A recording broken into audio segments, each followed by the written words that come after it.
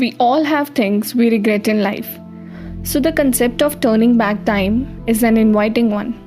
Who wouldn't want to fix the past or erase a regrettable history event that negatively impacted humanity? Or for people who are more focused on the future, how about turning time forward to see the next event, such as the first human landing on Mars? In short, is time travel possible?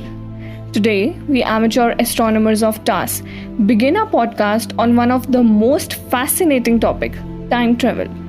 There are many science fiction movies that focus on time travel to the past.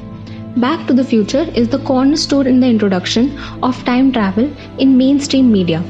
The plot of this movie boils down to the protagonist trying to avoid the grandfather paradox. Now, you might ask, what is the grandfather paradox? The grandfather paradox is a logical problem that arises when a subject travels back in time and causes events that might cause threat to his own existence. Like when they kill their own grandfather, causing them to never being born in the first place. In Back to the Future, Marty McFly travels back to his parents' high school days and meets his own young mother. She then develops a crush on Marty, who now has to find his father and ensure that his parents meet and fall in love. Otherwise, he would simply cease to exist. Fun fact, the grandfather paradox is also known as the retro-suicide paradox, which quite fittingly means removing your own existence by changing your past. It's like suicide, but with extra steps. Although seemingly impossible, this event can happen in a single timeline universe, whose existence is impossible as of now. There is a Netflix series named Dark, in which extra care has been taken to avoid this paradox. For example, when a character tries to kill another character or kill themselves, they cannot do so because their future versions already exist. Killing themselves or other characters would result in the grandfather paradox. Here, you talked about shows, time travel, and grandfather paradox, because of which I just remembered another series which not just explains these two things but also justifies the scientific logic behind it. And the scientific logic is that, according to scientists, in order to time travel, an object has to be fast enough to break the cosmic speed barrier.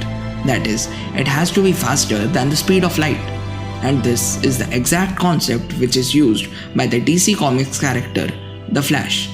For those who aren't much into superheroes, Flash is a character that has achieved supersonic running speed, wherein he can travel faster than light, which allows him to travel in time. Flash also relates with grandfather paradox in such a way that Flash introduced a thing called Flashpoint, in which he travels back in time to his childhood and interferes with it in such a way that an entirely new timeline is created. This new timeline is totally different from the original timeline. In Flashpoint, his memories from the original timeline start to fade till the point that he doesn't even remember that he did anything. That is, he also forgets that he even created the Flashpoint. But obviously, this is not practical. This was one view on the physics behind it, but time travel is not allowed by many other laws of science. The fact that an entity traveling at the speed of light will have zero length and infinite mass cuts down the possibility of time travel like Flash. Another possibility, according to Einstein's equation, would be to form wormholes between points in space-time, although this would likely work only for small particles. There are even more exotic possibilities out there, such as using black holes, huge cylinders or cosmic threads to play with the fabric of space-time. One feature of Einstein's equations is that time passes slowly in heavier gravitational fields.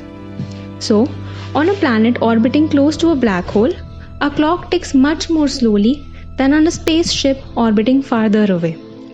This concept was shown in the Interstellar movie itself, as when the astronauts were on Miller's planet orbiting the supermassive black hole Gargantua.